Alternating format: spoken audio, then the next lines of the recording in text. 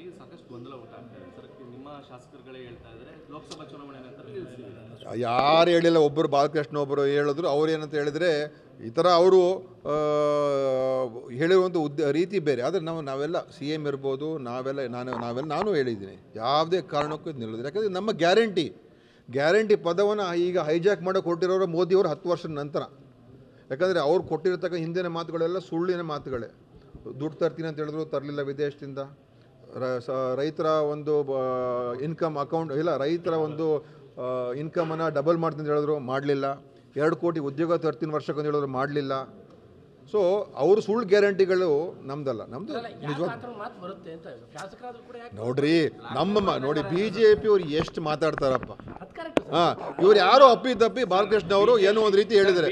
ಅವರು ಕೇಳಿ, ನೀವು ಕೇಳಿದ ಮೇಲೆ ನಾವು ಸ್ಪಷ್ಟೀಕರಣ ಕೊಟ್ಟಿದ್ದೇವೆ. ನಾವು CM ಏನೋ ಅವರು ನೋಡಿ, ಕೆಲವು ಇಂಡಿವಿಜುವಲ್ಸು ನೀವು 10 ಕ್ಯಾಮ್ರಾ ಮುಂದೆ ಯಾವಾಗಲೂ ಹೋಗಿದ ಕಡೆ ಎಲ್ಲ ಸಿಗ್ತಾ ಇರ್ತಾರೆ, ಏನೋ ಹೇಳಿರ್ತಾರೆ ಆಯ್ತಾ. ಬಟ್ ಅಧಿಕೃತವಾಗಿ CM ಇರ್ಬೋದು, ಬೇರೆ ನಾಗರಾಜ್ ಶೆಟ್ಟಿ ಕೋಳಿ ಸಾಕಣೆ ಮಾಡಿ ಪ್ರತಿ ಬ್ಯಾಚ್ಗೆ 3 ಲಕ್ಷ ಗಳಿಸ್ತಿದ್ದಾರೆ. ನೀವು ಕೂಡ ಅವರಿಂದ ಕಲಿಬೇಕಾ?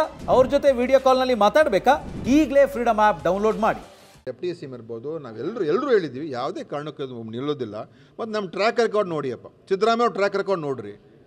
ಯಾವತ್ತಾದರೂ ಅವ್ರು ಏನಾದರೂ ಹೇಳಿದ ಮೇಲೆ ಮಾಡಿಲ್ವ? ಅವರು ಮಾಡಿದ್ದಾರೆ, ಮಾಡಿ ತೋರಿಸಿದ್ದಾರೆ. ಇವತ್ತು ಕೂಡ ನಾವು 8 ತಿಂಗಳಲ್ಲಿ ಎಲ್ಲ ಗ್ಯಾರಂಟಿ ಇಂಪ್ಲಿಮೆಂಟ್ ಮಾಡಿ ಜನರಿಗೆ ಮುಟ್ಟಿಸಿದ್ದೀವಿ.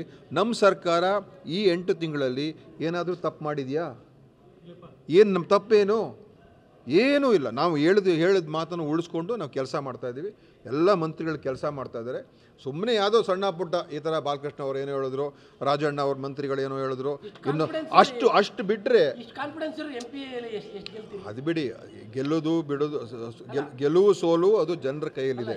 ನಾನು ಹೇಳುವಂಥದ್ದು, ಕಾಂಗ್ರೆಸ್ಸಿನ ಸಿದ್ದರಾಮಯ್ಯ ಸರ್ಕಾರ ಬಂದ ಮೇಲೆ ನಾವೇನಾದರೂ ತಪ್ಪು ಹೆಜ್ಜೆಗಳು ಇಟ್ಟಿದ್ದೀವಾ?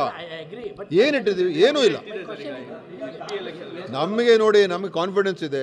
ಯಾವ ರೀತಿ ಅಸೆಂಬ್ಲಿ ಎಲೆಕ್ಷನ್ ನಮಗೆ ಒಳ್ಳೆ ರಿಸಲ್ಟ್ ಬಂತು, ಅದಕ್ಕಿಂತ ಒಳ್ಳೆ ರಿಸಲ್ಟ್ ಇದರಲ್ಲಿ ಬರ್ತದೆ. ಯಾಕಂದರೆ ಇಲ್ಲಿ ದೇಶದಲ್ಲಿ ಇವರೆಲ್ಲ ಈ ಹೇಳಿಕೆಗಳ ಮೇಲೆ ಏನೋ ಭ್ರಮೆಯಲ್ಲಿದ್ದಾರೆ ಇವತ್ತು.